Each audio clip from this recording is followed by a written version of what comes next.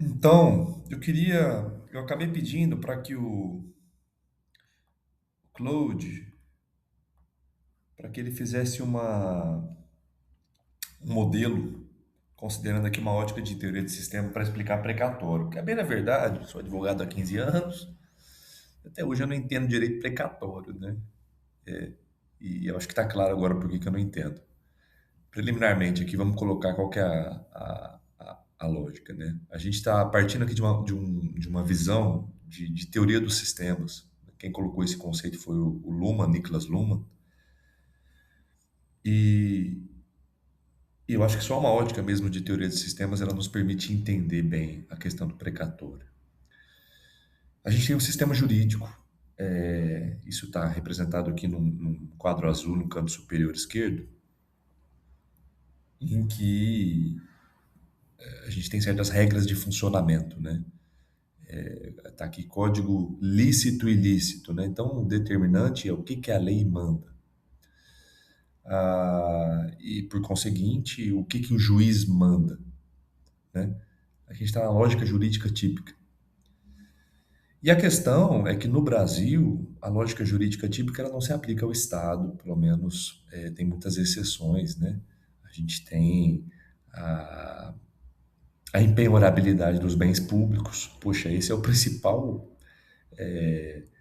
Boa parte do sistema jurídico, quando eu trato de executar em juízo uma pretensão, o juiz vai em algum momento determinar que o réu faça, que o réu pague. E no caso quando o réu é o Estado, isso não funciona, né? Está inscrito na Constituição, no artigo 100 da Constituição. A obrigação de pagar em face do Estado se executa mediante precatório. E tem outras anomalias ali aplicáveis ao Estado, como, por exemplo, a vedação, a, a concessão de liminar contra o Estado, né, em diversos casos, né, e isso cria uma falha de sistema. O direito ele simplesmente aí não vai funcionar como deveria, né? Por quê? Porque numa relação entre particulares, se eu sou o réu e se o juiz me fala pague e eu não pago, qual que é o próximo passo óbvio, né? Não é me prender, porque isso não pode mais no Brasil, não desde salvo pela pensão alimentícia. Próximo passo óbvio é a expropriação dos meus bens, né? É uma determinação judicial de que seja penhorado tudo que eu tenho, conta bancária, tudo. E no caso do Estado, isso não pode. O bem público é impenhorável. E, mas não seria bom que não houvesse nenhum mecanismo segundo o qual o Estado pagasse, né? Por isso que surgiu essa sistemática de precatório, que basicamente é... Em que consiste o precatório, né? Ele é uma ordem judicial para o Estado pagar. Só que ele não é uma ordem judicial típica. Ele não é uma ordem judicial típica, porque ele é uma ordem que a própria lei fala como que o Estado vai receber essa ordem. E eu acho que posso estar falando aqui uma incorreção, eu estou tentando entender esse assunto ainda, né? O Estado tem que se compromete ali a colocar no orçamento a coisa em tal data. E se colocar no orçamento em tal data, ele vai pagar em qual data? É meio que isso. Questão, e como eu estou no intuito de entender melhor isso aqui, a questão é que ao longo do tempo foi mudando a regra. E até para tentar entender a dinâmica disso que eu fiz esse modelo aqui, que eu pedi para o Fable lá da Anthropic fazer esse modelo para me ajudar a entender. Então aqui a gente tem a situação originária, a gente tem a Constituição Federal de 88, artigo 100, né? Como é que funcionava, né? Tinha uma fila cronológica, inscreve-se no orçamento e paga-se no exercício seguinte. Já aqui a gente vê que a gente tem essa transição de modelos. Eu esqueci de falar. Se eu tenho um sistema jurídico que opera segundo essa lógica que eu descrevi, né? O juiz manda, se eu não faço, ele expropria. O precatório ele consiste numa transição entre dois sistemas, porque o que determina o pagamento efetivamente é a disponibilidade de orçamento. São as regras ali de direito financeiro, a elaboração de orçamento pelo Poder Executivo, né? Você não tem, às vezes, regras tão claras de responsabilização do executivo, né, por não ter feito o orçamento direito. Até tem, mas aí é outro domínio que a gente tem essa situação de origem.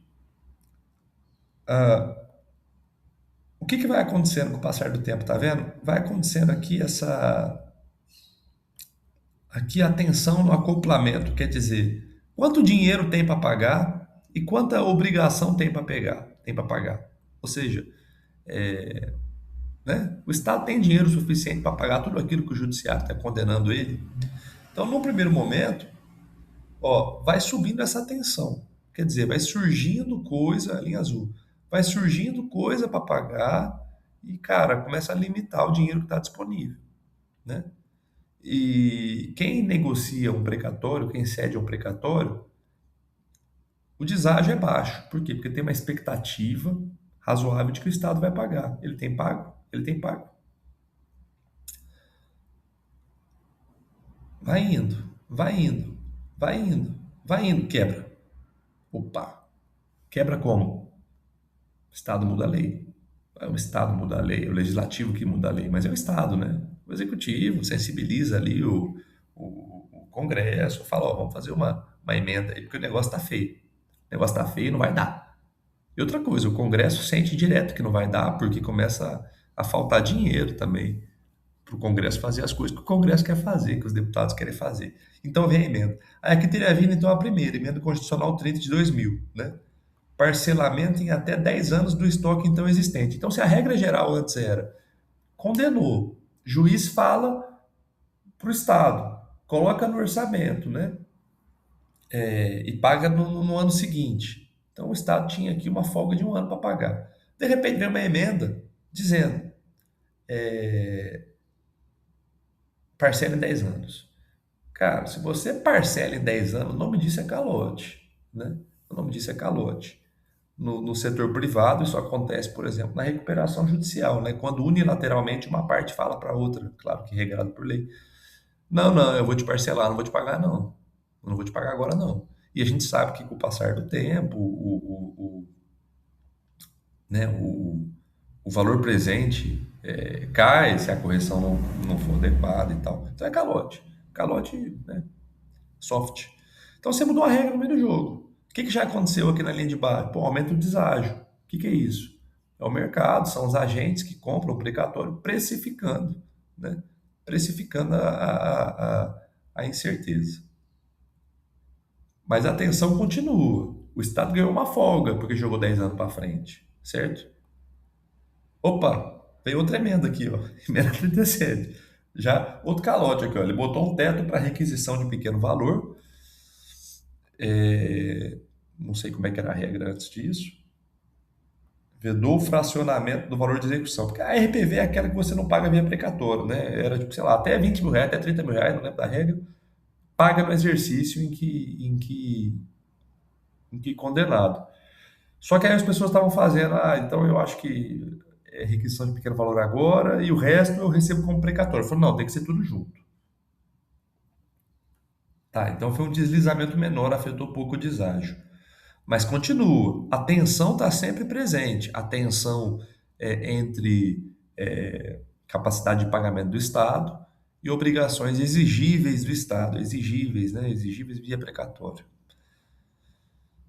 Pá! Outro choque. O que aconteceu agora? Caiu bastante o estoque aqui, ó. Ele caiu bastante o estoque. Ele caiu para o nível aqui de 1990, daquela parcela que seria exigível imediatamente. O que está escrito aqui? Essa emenda constitucional 62 foi chamada de emenda constitucional do calote. Maior deslizamento: regime especial com percentual de receita, leilões de deságio e acordos. A fila é parcialmente suspensa. Sei lá como é que foi isso, mas pelo jeito ali, foi mais ali uma.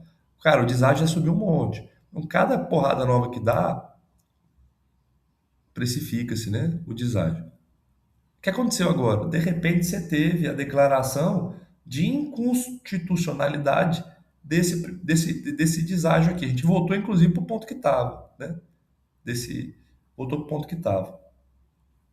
Então o STF chegou, porque até então a gente tinha uma dinâmica aqui legislativo e executivo ali. já tinham colaborado aqui uma vez, já tinham colaborado duas, estavam colaborando 3 vezes, isso no período de 10 anos. Finalmente o STF entra na jogada e nesse contexto o STF ele entrou, vamos dizer assim, em prol da segurança jurídica, né? Porque foi de certa forma uma safadeza, né?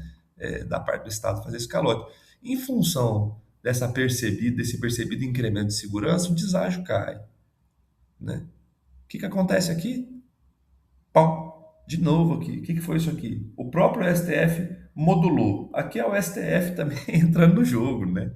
STF entrando no jogo. Eu vou modular porque está muito ruim para o Estado. Naturalmente que é um calotinho, né? Um calotinho. O que acontece então? Pau, outra emenda constitucional. Eu não sei se esse gráfico está certo, porque assim, a gente estaria considerando de forma global aqui, federal, estadual e municipal. Essa emenda constitucional 94, ela cria um novo regime para Estado e município, agora desenhado. Não tenho detalhe disso, não. O que acontece aqui? Prorrogação do regime até 2024. Deslizamento vira técnica recorrente sempre que o prazo aperta, estende-se o prazo. Bom, vai seguindo, vai seguindo. Bom, agora o bicho pega, né, cara? Agora você baixou o estoque aqui pro nível de novo do começo. Esse nível aqui a gente sempre volta para ele, né? Começo de 1990. Teto anual para pagamento de precatório da União, Selic como índice. Então, que em tese, você ter eu não sei qual era o índice antes que corrigia, mas você ter o Selic, em princípio, pelo menos você assegura a manutenção. Supondo que o Selic seja capitalizado, né? Parte do estoque é empurrado para fora do exercício, o mercado lê como calote 2.0. Aqui foram duas emendas constitucionais. A ideia é você ter um teto vinculado ao teto de gastos. Isso aqui foi na época da pandemia, né? O deságio ele vai só subindo, né? E aqui? Aqui você tem de novo o STF limita. Eu lembro disso aqui, eu lembro disso aqui. Então o STF aqui de novo, ele às vezes ele joga o peso dele para favorecer o Estado, ele às vezes joga o peso para favorecer a expectativa dos credores. Nesse caso, ele jogou o peso para favorecer os credores. Então, a gente volta aqui para cá. O que que acontece depois? Pum, voltou para cá, ó. De novo, ó. Aqui a gente já está mais ou menos para. O que que é isso aqui? Emenda condicional 136. Retirada gradual dos precatórios do limite de despesa, vinculação a percentual da RCL, novo parcelamento para entes subnacionais, Estado e município deve ser, e limitação de encargos. Bom, no entendimento do modelo. Então a gente chegou num ponto agora, o deságio ele só vai subindo, né? Então a questão é a seguinte, como precificar a incerteza que um precatório consubstancia? Se a gente olha para esse negócio aqui, se a gente estivesse aqui ó, nesse momento do tempo, seria muito. A precificação que se fizesse aqui, ela não seria adequada, certo? Aqui não seria. Aqui não seria. Por quê? Enquanto mais longo o prazo do precatório, mais inadequado seria o deságio praticado aqui. A não ser que a gente contemple, por exemplo, aqui, que isso aqui já contempla, que isso aqui, ó, esse nível aqui em 2005 de deságio, ele já contempla isso aqui, ó. Você entendeu? Ele já contempla isso aqui. É isso.